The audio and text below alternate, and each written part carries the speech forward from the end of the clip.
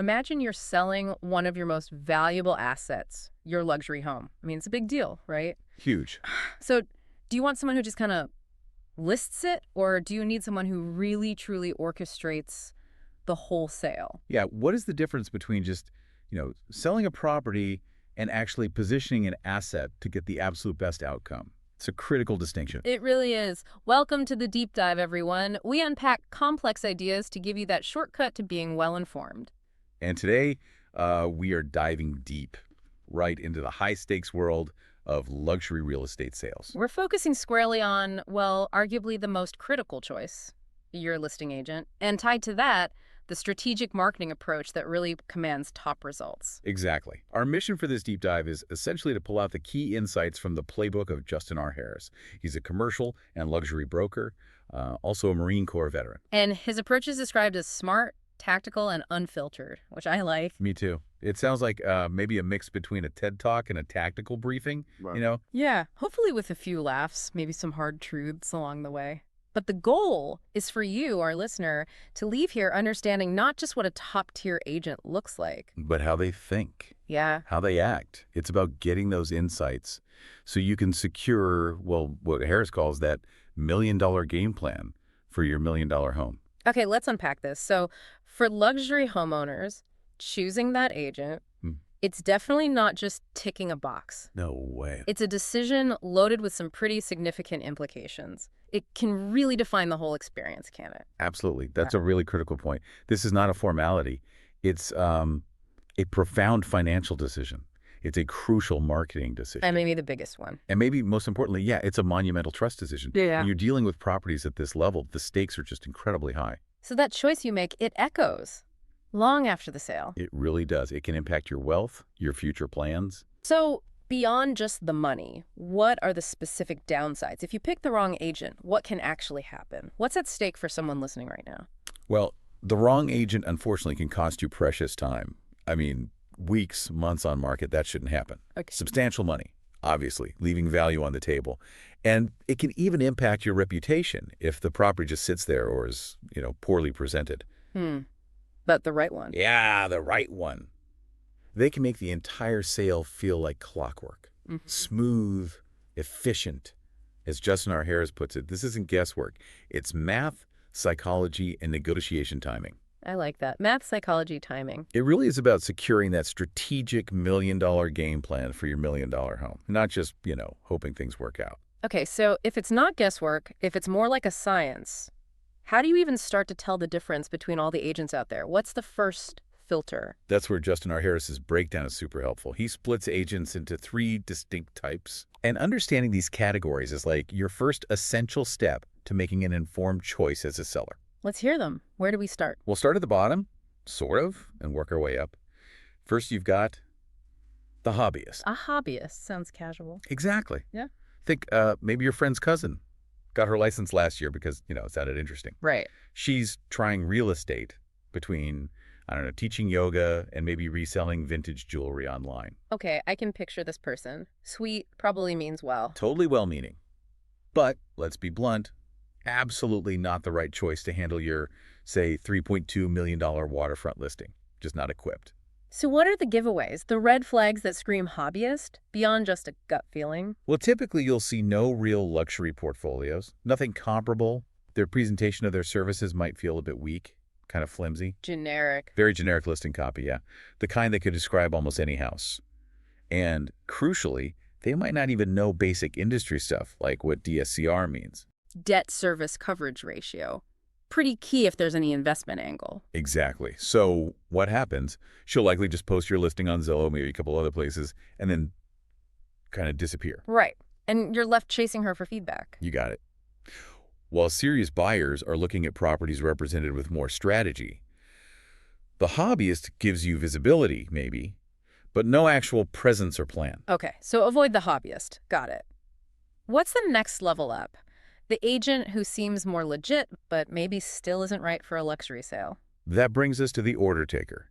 Now, this agent often does have experience. They've been around the block. Okay. They definitely know the paperwork inside and out, which is, important. Yeah. But, and this is the critical distinction, they treat the job like a transaction, not a campaign. Transaction versus campaign. Okay, unpack that. What's the mindset difference there? It really boils down to proactivity versus passivity. An order taker's approach usually looks like this. They'll price your home using last year's comps. Looking backward, not forward. Exactly. They'll slap a generic sign in the yard, maybe do an open house, and then kind of say, all right, let's see what happens. Let's see what happens. Not exactly inspiring confidence for a major asset. Not at all. For luxury real estate, Red Sea is lazy. You absolutely need an agent who actively makes the market react, not one who just sits back and reacts to it. So they're not driving the process. No. Order takers don't really create results. They just process the paperwork when something eventually comes along. As one of Justin's lines goes, you don't need a sign in the yard. You need strategy. Makes sense. They might get it sold eventually, but probably not for the best possible price or terms. That's often the case. Leaving value on the table is a real risk. Okay, so steering clear of the well-meaning hobbyist and avoiding the merely transactional order taker. That brings us to the goal, right? The agent who actually gets the luxury market. Precisely. This is the strategic closer. Now, this is the agent you want. Okay. This is the person who thinks like a marketer, negotiates like a seasoned lawyer, and honestly, works like a machine. High praise. You mentioned Marine Corps discipline earlier. Yes, Harris brings that framework, that kind of focus, that discipline applied to your listing. Yeah. And trust me, the results really do show the difference. So how does that intensity, that discipline, translate into actual skills? What are the core competencies that make a strategic closer stand out for a luxury homeowner? Okay, so a strategic closer knows how to profile the ideal buyer with incredible precision. They don't just guess. Targeted. Very. They create a tailored marketing plan specifically for your unique property. They know how to leverage staging, timing, positioning, all to maximize appeal. Building buzz. Exactly, building crucial pre-market momentum. And maybe most importantly, they know how to fiercely defend the value during negotiations. They don't just fold. So they're not just a salesperson. They sound more like a conductor, an orchestrator. That's a perfect word. Orchestrator. They don't just list your home. They orchestrate the entire process from the very beginning right through to closing. They'll walk into your home and they'll be able to tell you, okay, buyers will love this. They'll probably balk at that. And then lay out exactly how they're going to ensure the right buyer sees it first. It's proactive. Totally proactive. As Justin says, I don't sell houses. I position assets to the right buyers. It's a fundamentally different mindset, all aimed at maximizing your return. Right. Understanding these types, hobbyist, order taker, strategic closer, that's step one. But now, let's get into the weeds. Let's go deeper into how that strategic closer actually operates. Yeah, let's look at the playbook. This isn't just theory, right? This is a proven step-by-step process for marketing luxury listings effectively, turning that transaction into, as you said, a campaign. Exactly. And this process, the one laid out by Justin R. Harris, it really highlights a fundamental truth about luxury. When you're selling a luxury property, you're not just selling a house. It's more than bricks and mortar. So much more. You're selling a lifestyle, you're selling a brand, the home's unique identity, and in many ways, you're selling a feeling. That makes a lot of sense, the aspiration. Precisely. So his process, it goes way beyond just sticking a sign in the yard and, praying someone calls. It's a detailed methodology for how to position, present, and push luxury listings directly to the high net worth buyers who will appreciate it and, crucially, can afford it. That focus on selling the feeling, the lifestyle. Mm-hmm. Okay, so keeping that in mind, what's the absolute first step in this strategic playbook before any ads run, before photos are even taken? It has to start with step one, strategic buyer profiling. Before you write a single word of description, before you schedule the photographer, you must identify the ideal buyer. It's foundational. Absolutely foundational, Yeah. because everything else flows from this. The strategic closer is asking, okay, who are we targeting here? Is it relocating execs from, say, New York or Silicon Valley? Or maybe international buyers. Exactly. International buyers from Canada, Dubai, London, or maybe it's more about prestige-driven buyers who want cutting-edge design and total exclusivity. Could be investors too, right? Or, yeah, maybe investors focused purely on strong rental yields or potential appreciation. Getting this profile right, getting it detailed, ensures every single thing you do next is laser-focused. That deep dive into who you're selling to seems critical. Once that target is locked in, what's next? How do you establish the value? Then you move straight into step two, premium pricing strategy. Luxury homes, they just don't follow the same pricing rules as standard properties. It takes a much more nuanced analysis. What art than science sometimes. Or a blend. It's definitely a blend. Yeah. A strategic closer will analyze the active luxury competition, what you're really up against right now. They'll look at the unique lifestyle upgrades your specific home offers. Things comp sheets don't show. Exactly. They'll consider potential appraisal gaps versus those powerful emotional value drivers. And they understand the specific buyer psychology at your particular price point. The goal isn't just to pick a number.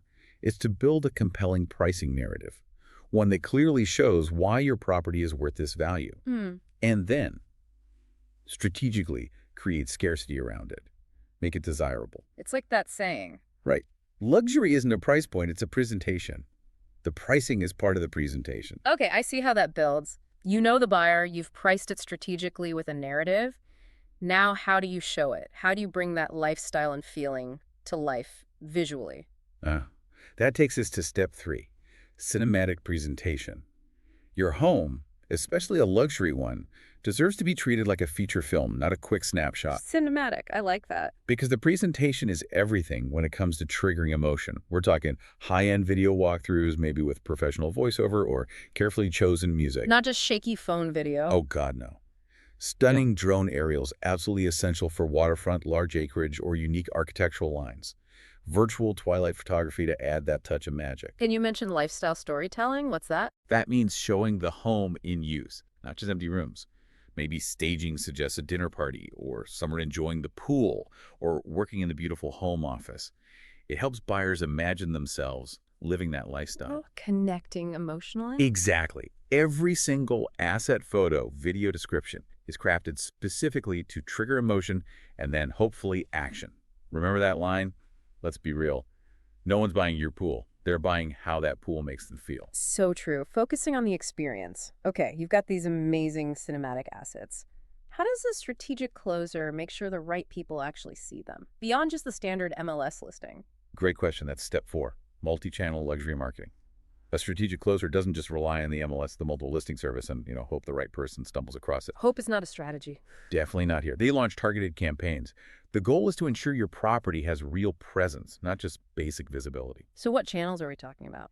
This involves curated luxury platforms, the places like The Real Deal, Mansion Global, James Edition, websites where high net worth individuals actually look. Makes sense. Go where the buyers are. Precisely. Plus, targeted digital ad campaigns.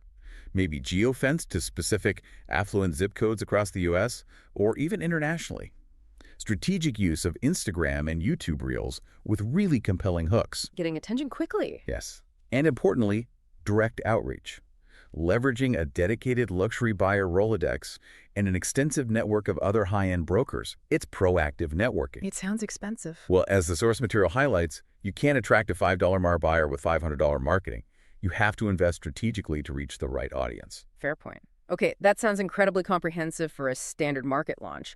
But what about those really unique, ultra-exclusive properties, where maybe a big public splash isn't the right move? Excellent point. For those situations, there's step 5, private access strategy. Sometimes the most powerful approach is, well, quiet confidence. For certain listings, maybe due to the seller's profile or the property's uniqueness, an exclusive, more discreet approach is absolutely key. It maintains mystique and protects value. So how does that work in practice? It could involve things like NDA-required previews only, very strict qualification, private showings, no open houses, or maybe carefully controlled off-market exposure to specific channels, trusted investment groups, relocation specialists dealing with C-suite execs, or a very select group of high-end buyer agents. Keeping it tight. Exactly. This ramps up the exclusivity factor, and, critically, it prevents your very special property from becoming stale by sitting publicly on the open market for too long. Okay, that makes sense for certain properties. So fast forward. All the strategic work is done, the marketing is out there publicly or privately, and offers start to come in. How does the strategic closer handle the negotiation and closing? What's different there? This is where they really earn their stripes. Step 6, smart negotiation and closing. The negotiation phase for a closer isn't just about passing offers back and forth like, ping pong. It's more strategic. Much more. It's about shaping the offers. Yeah. This means rigorously pre-qualifying any serious interest before investing time in showings. It means actively structuring timelines and terms that are favorable to you, the seller. Thinking ahead. Always. Minimizing friction is key. So preparing all your documents, disclosures, any legal protections up front so things move smoothly once an offer is accepted. Reducing surprises. Exactly. Yeah. And providing true concierge-style service, guiding you seamlessly from that initial offer through inspections, appraisal, all the way to the final key handoff. Justin's mission here is clear. Make the sale smooth, strategic, and worth every penny. Wow. Okay, that paints a very clear picture. The hobbyist, the order taker, and the strategic closer, and the detailed playbook of the closer. It's night and day. Absolutely. Now, for the really practical part for you listening, how do you spot the strategic closer when you're sitting across the table interviewing potential agents? What are the killer questions to ask? This is where you put all this knowledge into action. It's about cutting through the sales pitch. Justin R. Harris suggests some really direct questions. Like what? Ask them point blank. What kind of buyer do you realistically think my specific home will attract? See if their profile matches the strategic thinking we discussed. Good one. What else? How will you market this property differently than, say, a $500,000 listing in the next town over? Force them to articulate the luxury difference. Makes them justify their approach. Exactly. Ask, what's your staging plan? What specific data, beyond just basic comps, do you use to justify your proposed pricing strategy? Getting into the details. Yes. And crucially, do you have established off-market channels or a network of private buyers you can tap into? See if they have that quiet confidence capability. Precisely. And here's the big warning sign. Okay. If they hesitate on these questions, if they try to change the subject, or they just fall back on quoting you generic MLS stats, then you're probably not talking to a closer. You're likely talking to an order taker, or maybe even just a placeholder. That's pretty blunt. It needs to be. As Justin bluntly advises, if your last agent told you, let's just see what happens, fire them. Because, as he puts it, the data doesn't lie, but if your agent does, you're screwed. Wow. Okay. So it really is about demanding that strategic, thoughtful, data-backed approach right from that very first conversation. Absolutely. You need to recognize that the conversation with a true strategic closer isn't just going to be about their commission rate or, the average days on market. It's deeper. It's a deep dive into strategy, into market psychology, into creating a bespoke plan specifically for your unique asset. That interview is your chance to really gauge their depth and strategic capability. Okay. So let's recap. We've taken a pretty deep dive ourselves here into the world of luxury real estate sales. We've explored why your agent choice is so incredibly critical. Paramount, really. Identify those 3 distinct types of agents you're likely to encounter: the hobbyist, the order taker, and the strategic closer. And we've revealed that comprehensive, step-by-step strategic process that a true strategic closer uses to maximize value. And the potential cost of getting it wrong is significant. It really is. Remember, choosing the wrong agent isn't just inconvenient. It can literally cost you 6 figures, maybe more, in lost value or wasted time. But the right one. The right one. Choosing the right strategic closer can effectively fund your next move, your next big investment, or help you secure that next dream home. It's a decision that has a massive impact on your financial future and, honestly, your peace of mind through a potentially stressful process. It seems crystal clear that selling a luxury property demands so much more than just sticking it on the MLS. Oh, absolutely. It demands precision. It requires real strategy. It needs a deep understanding of marketing, buyer psychology, and sharp negotiation skills. All working together to turn what could be just a transaction into a truly triumphant campaign for your asset. Well said. So that leaves us with a final provocative thought for you, the listener. If your valuable asset truly deserves that $1 million game plan, what steps will you take, starting today, to ensure the agent you partner with is genuinely a strategic closer, someone who orchestrates success rather than just listing and waiting? Something to really consider. Until next time, remember, sell smart, choose wisely, and never hand the keys to someone who's just there for the ride.